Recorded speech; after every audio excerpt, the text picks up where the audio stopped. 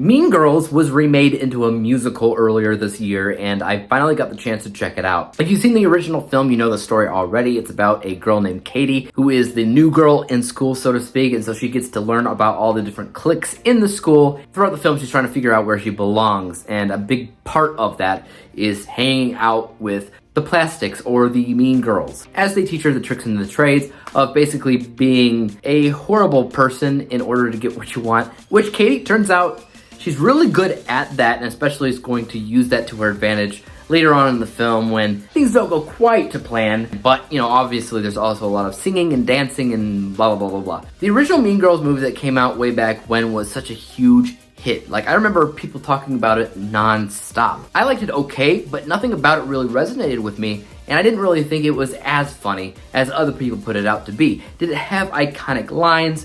Sure. Did it have a lot of cast members that had great chemistry, had iconic lines of dialogue? Again, yes, that's all true. But at the same time, it was never something that I put on repeat. I've probably seen it a grand total of 2 times in my life, if that. So based on that popularity, I wasn't that surprised to see that they remade it as a musical. I was kind of surprised to see how close it was to the original film when it was remade. So you still had Tina Fey in there, you still had a few other familiar faces that show up along the way, but it was all a new cast of, you know, Mean Girls. They're still playing the same characters, it's the same story. It's just that the names behind the scenes had a lot of connections to that first film. So whenever you're talking about remakes in particular that shouldn't be made because they'll disrespect the original, this may be the only remake in history that gets as close to the original as humanly possible while still kind of doing its own thing at the same time. I think the elephant in the room here is it's a musical, so are any of the songs good?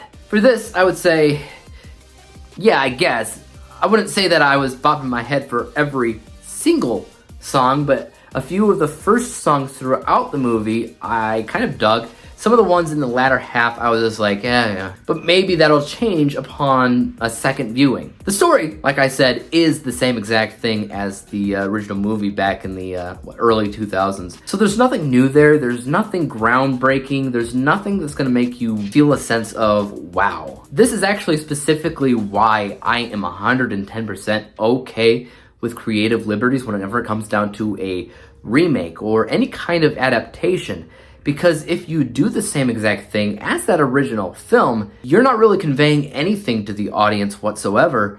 And at the end of the day, nothing's gonna beat that original film. So then it's gonna start to transition to feel more so like a poor copycat penny saver version of that movie. Now, I'm not saying that this film is bad by any means. It's enjoyable. I'm just not entirely sure who the target audience is. If the target audience is specifically for those fans of the original film, then I don't know if they succeeded in their mission. However, if the target audience is for a new generation, then it might. Because the film also features a lot of modern technology and societal norms, like, you know, there's texting, there's more of a push to showcase LGBTQ actors and characters, and I would just say that the cast in general is a little bit more diverse than that original film, which is not a bad thing, which leads me to think that maybe, yes, the target audience is a modern generation, so that mothers and daughters can enjoy basically the same movie from different perspectives. One movie that I never watched was